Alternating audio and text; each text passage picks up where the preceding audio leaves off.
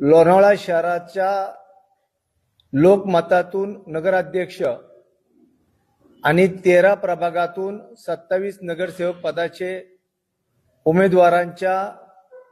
स्थानिक भारतीय जनता पक्षाच्या कोर कमिटीच्या माध्यमातून खऱ्या अर्थाने मुलाखती संपन्न झाल्या। या सर्व मुलाखती संपन्न होत असताना आमच्या कोर कमिटीच्या माध्यमातून जी या ठिकाणी चर्चा झाली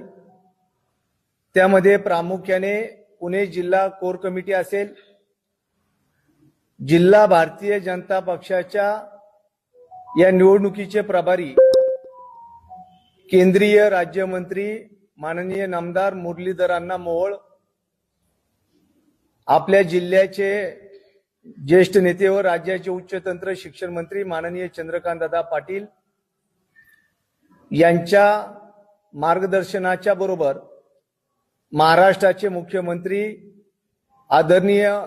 देवेंद्रजी फडणवीस साहेब, त्याचबरोबर महाराष्ट्राचे प्रदेशाध्यक्ष माननीय रविदादा चव्हाण, महाराष्ट्राच्या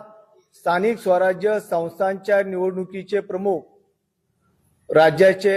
महसूल मंत्री माननीय नामदार चंद्रशेखरजी बावनकुळे साहेब, या नेत्यांच्या मार्गदर्शनाखाली होणाऱ्या निवडणुकीच्या निमित्ताने आम्ही आमच्या नगराध्यक्ष पद आणि नगरसेवक पदाच्या उमेदवारांच्या संदर्भात राज्याच्या पातळीवर त्या ठिकाणी या संपूर्ण यादीच्या संदर्भात त्या ठिकाणी चर्चा करत आहोत। या चर्चेच्या माध्यमातून उद्यापर्यंत प्रदेशाच्या संमतीने राज्यातील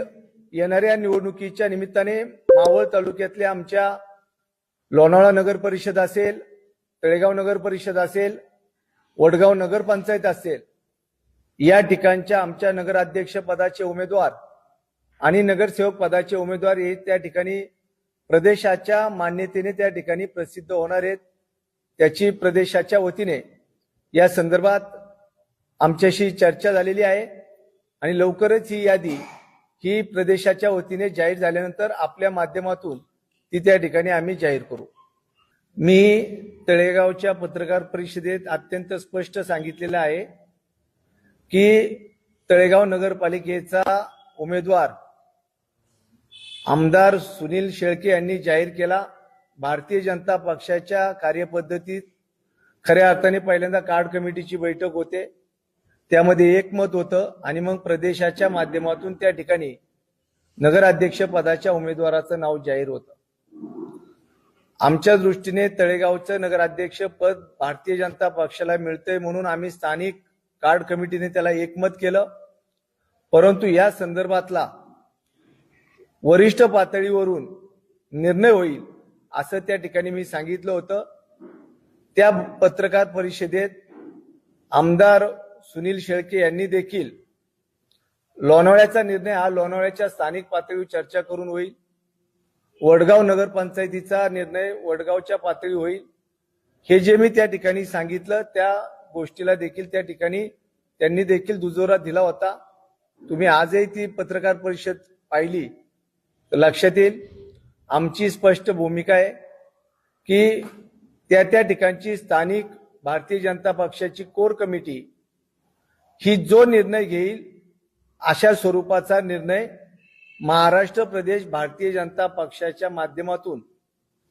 त्या ठिकाणी करण्यात आलेला आहे आणि त्या माध्यमातून आम्ही लोणावळा नगरपालिकेची निवडणूक भारतीय जनता पक्ष स्वतंत्रपणे लढणार आहोत, अशा पद्धतीची आमची भूमिका आहे।